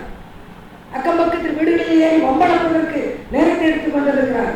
எதையோ செய்ய நேரம் உனக்கு உண்டு, அவன் செபிக்க உனக்கு நேரம் இல்லை. 1 மணி நேரம் நீ செபிக்க முடியாதா? நான் மனுக்குலத்தின் மேல் தயவுள்ளதாக இருக்குமானால், பாடுபடுகிறவன் ஈராக்கில் இருக்கிறானோ, அமெரிக்காவில் இருக்கிறானோ, ஒரிசாவில் இருக்கிறானோ, காஷ்மீர்ல இருக்கிறானோ, அல்ல சென்னை பட்டணத்தில் இருக்கிறானோ, அவன் உன்னை போல ஒரு மனிதன். நீ அந்த இடத்துல இருந்தால் என்ன செய்வாய்? ஜெபிக்க வேண்டும். தேவனுடைய பிள்ளைகளே, இன்னைக்கு ஜெபிப்பதற்கு நிர்பந்திக்க வேண்டியிருக்கிறது, கட்டாயப்படுத்த வேண்டியிருக்கிறது. மற்றவர்களை நம்மை கொண்டு மற்றவர்களுக்கு வைத்து பார்த்து உணர்வதே கிடையாது. எல்லா காரியத்துக்கும் நமக்கு நேரம் உண்டு. ஜெபிக்க மாத்திரம் நேரம் இல்லை. அதுவும் மற்றவர்களுக்காக ஜெபிக்க வேண்டுமா? மகா கஷ்டம். நம்ம வீட்டில் ஒரு சின்ன நஷ்டம்னா மணிக்கணக்கில் ஜெபம். நம்ம வீட்டில் யாருக்கு வியாதினா ராத்திரியெல்லாம் புலம்பல். ஆனால் அடுத்தவருடைய கஷ்டம் தலைக்கு மேலே போகுது, தலைமையில உட்காரப்பட செய்யாது. சுயநல கிறிஸ்தவர்கள், தங்களையே நினைத்துக் கொண்டிருக்கிற கிறிஸ்தவர்கள். இயேசுவோடு இருந்தார்கள் இவர்கள், இயேசுவை சுற்றி சுற்றி வந்தார்கள். ஆனால் இயேசுவோட வேதனை நேரத்திலே அவர்களால் ஜெபிக்க முடியவில்லை. இன்றைக்கு நாமும் அப்படித்தான் இருக்கிறோம். அநேக நேரங்களில் இருதயம் கடினப்பட்டு போகுது. இந்த பிள்ளைகளை ஆண்டு வச்சு மற்றவர்களுக்கு வேதனை இருக்கும் பொழுது, மற்றவர்கள் கஷ்டத்தில் இருக்கும் பொழுது உனக்கு தூக்கம் வரக்கூடாது. செவி மற்றவர்களுக்கு அழுது புலம்பு. அவர்கள் விடுதலை பெறுவதையிலே நீ என்னை நோக்கி கூப்பிடு, நான் அவர்களுக்கு விடுதலை கொடுக்கிறேன். தொடர்ந்து வாருங்கள். மார்க் சுவிசேஷம் அதிகாரம் 4-5 வசனம். மார்க்கு 3 வசனங்கள் 4-5. Mark chapter 3 verses 4 and 5. அவர்களை பார்த்து, ஓய்வு நாட்களில் நன்மை செய்வதோ தீமை செய்வதோ ஜீவனை காப்பதோ அழிப்பதோ எது நியாயம் என்றார். அதற்கு அவர்கள் பேசாமல் இருந்தார்கள். அவர்களுடைய இருதய கடினத்தின் நிமித்தம் அவர் விசனப்பட்டு கோபத்துடனே சுற்றிலும் இருந்தவர்களை பார்த்து, அந்த மனுஷனை நோக்கி, உன் கையை நீட்டு என்றார். அவன் நீட்டினான். அவன் கை மறு கையை போல சுத்தமாயிற்று. இங்கே அவருடைய இருதய கடினம். கவனிங்கள், மற்றவர்களுக்கு உதவி செய்யாதபடி நம்முடைய இருதயத்தை கடினப்படுத்தும் பொழுது ஆண்டவர் விசனப்படுகிறார், வேதனைப்படுகிறார். இங்கே ஒரு ஏழைக்கு சுகம் கிடைக்கிறது, ஆனால் அவர்கள் என்ன சொல்கிறார்கள்? ஓய்வு நாளிலே சுகப்படுத்தி விட்டார். உள்ளம் கடினமான உள்ளம். தொடர்ந்து வாருங்கள். லூக்கா 10வது அதிகாரம் வசனங்கள் 31-32. லூக்கா 10:31-32.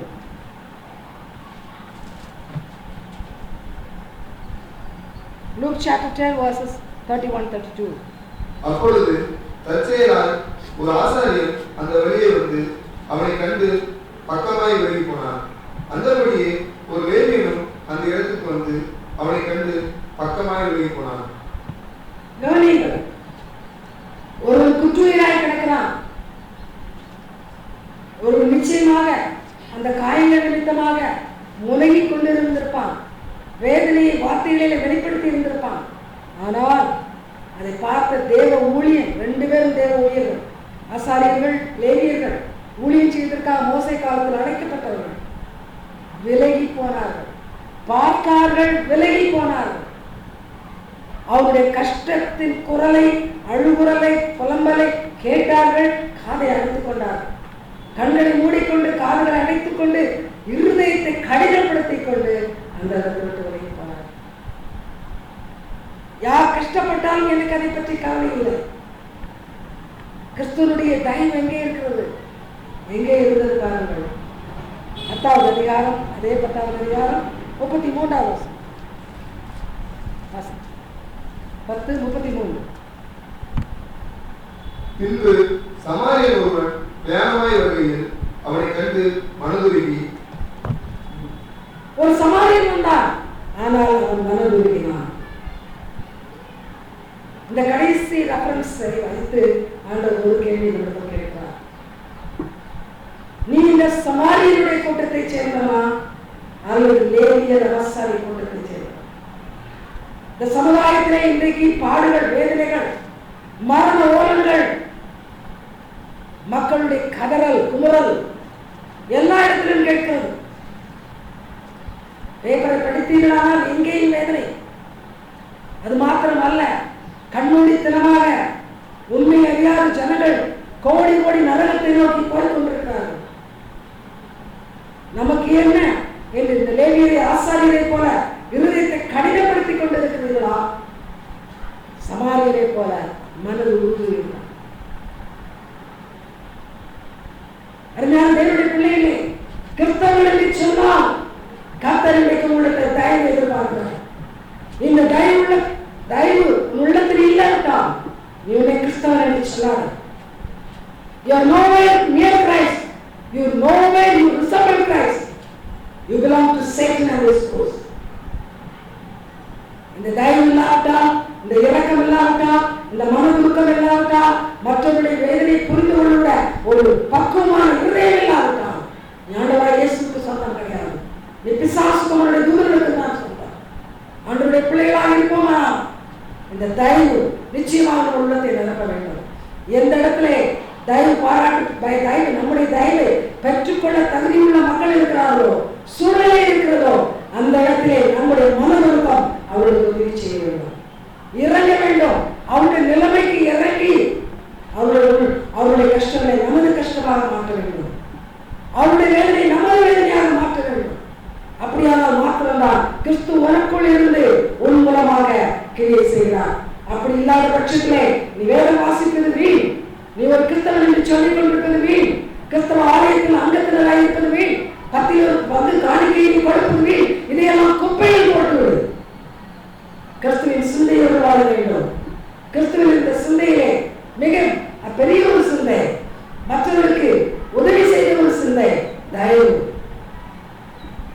இனிமேல் நமக்காக புலம்புவதை விட்டுவிட்டு, நம்முடைய கஷ்டத்தை பூத கண்ணாடி கொண்டு வந்து பெரிதுபடுத்துவதை விட்டுவிட்டு அடுத்தவருடைய கஷ்டத்தை பார்ப்போம், அடுத்தவருடைய வேதனையை பார்ப்போம்.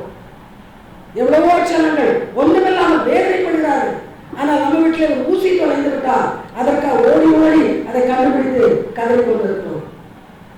எவ்வளவு மோசமான நிலைமை. கிறிஸ்தவன் என்று சொல்ல தகுதி இருக்கிறதா? கிறிஸ்துவனுடைய உள்ளம் உண்டா? கிறிஸ்துவனுடைய தயவு உண்டா? கிறிஸ்துவனுடைய தயவு ஏறி நம்ம எழுப்பி விடுகிறதா? இல்லை.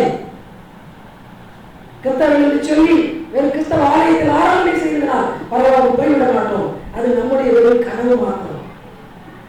ஆகினால் பவுல் சொல்கிறார், கிறிஸ்தவன் என்ற சிந்தையுடைய இருக்கட்டும், அடுத்தவருடைய கஷ்டம் உன்னை அசைக்கட்டும், அடுத்தவருடைய கஷ்டம் உன்னை வேதனைப்படுத்தட்டும். ஒரு பக்கத்தில் ஒருவன் தூக்கம் வராமல் வேதனையில் புலம்பிக் கொண்டிருப்பானா, உன் கண்களுக்கும் தூக்கம் வராமல் நீ அவனோடு கூட சேர்ந்து அவன் உணர்வை புரிந்து கொள். கிறிஸ்தவனுக்கு அதனால்தான் ஆண்டவர் ஜெபம் என்ற ஒரு மிக அருமையான ஒரு தாளம். ஜெபம் என்பது ஒரு தாளம். It's a talent, it's a power, it's a gift from God. மற்றவர்களுக்காக ஜெபிப்பது சில நேரங்களில் போய் ஒன்று செய்ய முடியாது, நம்மளுக்கு கொடுப்பதற்கு ஒன்றும் இல்லாமல் இருக்கலாம். ஆனால் ஜெபியுங்கள், ஜெபித்து பாருங்கள், வேதனைப்படுகிற இன்னொருவருக்காக ஜெபித்து பாருங்கள். கர்த்தர் பெரிய காரியங்களை செய்வார். அந்த ஜெபத்தின் அடிப்படையில் தயவு இருக்க வேண்டும். உள்ளத்தில் தயவு இருந்தால் தானாகவே உதடுகள் ஜெபிக்கும்.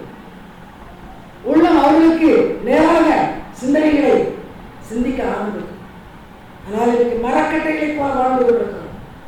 நாம் பிணம் உணர்வில்லை, அத்தனுடைய கஷ்டத்தை பார்க்க கூட மனமில்லை, கேட்க கூட மனமில்லை. யாராயும் ஒரு நிமிஷம் நின்றுங்கள், என்னுடைய வேதனையை கொஞ்சம் சொல்லுகிறேன், கடவுள் என்று சொன்னால் கடந்து சென்று கொண்டே இருப்போம். அதை கேட்க நமக்கு நேரம் இல்லை. தேவ பிள்ளைகளே, தேவ தயவு நம்மை நெருக்கி ஏவட்டும். தேவ தயவு நம்மை குணப்படும்படியாக, நம்ம உள்ளத்திலே குணம் உண்டாகும்படியாக, சுகம் உண்டாகும்படியாக ஒரு கிரியை நடப்பிக்கட்டும். கர்த்தர் அதைத்தான் இன்றைக்கு நமக்கு எதிர்பார்க்கிறார். தயவு என்பது அவனுக்குரிய குணங்களிலே மத்தியில் இருக்கிறது. மிக மிக அதிகமாக தேவையுள்ள காரியமாக இருக்கிறது. ஆகையால் ஆண்டவருக்கு சொல்வோம், என் உள்ளத்தை தயவுனால் நிரப்பும். எனக்கு இருக்கிறதோ இல்லையோ நான் அடுத்தவனுக்கு கொடுக்கட்டும். அடுத்தவனுக்கு என் கனவை நான் மீட்டட்டும். அடுத்தவனுக்காக என் உள்ளம் கதறட்டும். எந்தெந்த விதத்திலே இந்த தயவு நிமித்தமாக அடுத்தவர்களுக்காக நாம் வாழ முடியுமோ நாம் வாழட்டும். கர்த்தருக்கு கெஞ்சி பிரார்த்திப்போம். கர்த்தர் அப்படிப்பட்ட சுபாவத்தை நமக்கு தருவார். God bless.